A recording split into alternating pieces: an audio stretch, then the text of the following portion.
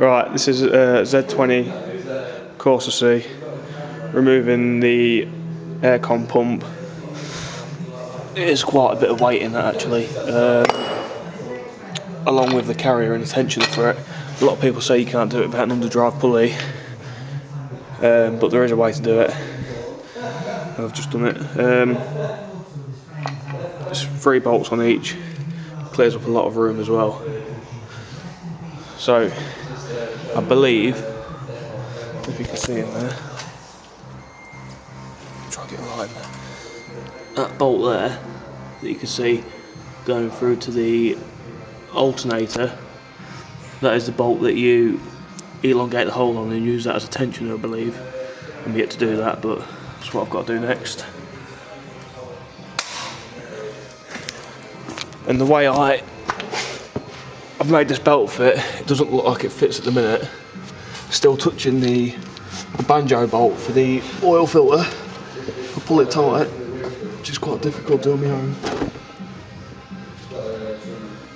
It does clear it.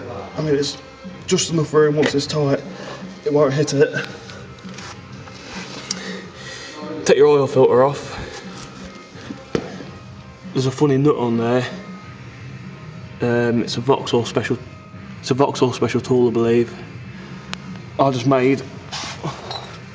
welded this funky thing up, welded a socket on it, and that's a bit dodgy, but it took me all of about 2 or 3 minutes. Fits on there perfect. Just crank that off. Then inside there is a Allen key bolt. It's a huge one. I didn't have one big enough, so I got a bit of bar and ground it down and made one. Put it into a socket. It's a big Allen key that. Crack the 2 banjo bolts off at the top, and it gives you plenty of movement in there. If you just bring it around and tighten the Allen key back up underneath, that should give you just enough movement. With the oil filter still with a good clearance from the drive shaft there. So you can do it, and it works out quite easily done. It's just a bit of hassle, that's all.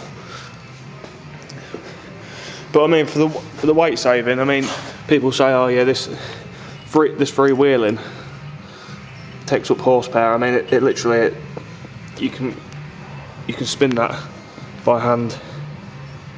It's as free as it gets ready. That is not going to take any of the power out of your engine at all. It is literally just for weight.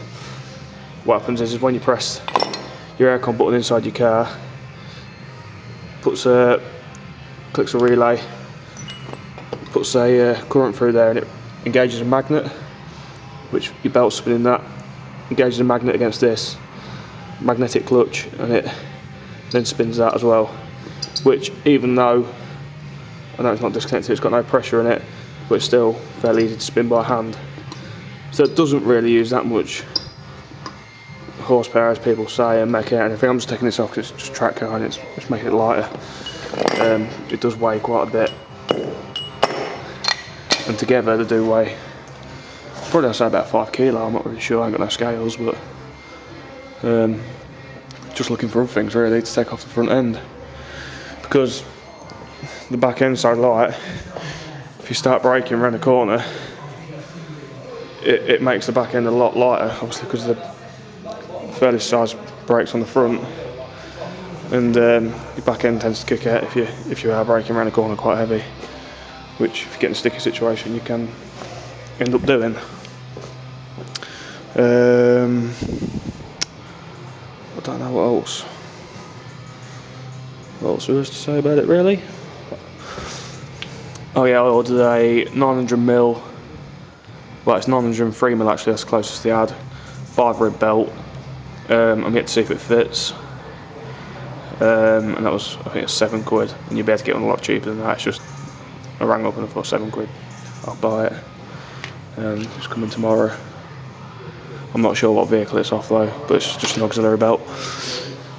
That's it. Thanks for watching.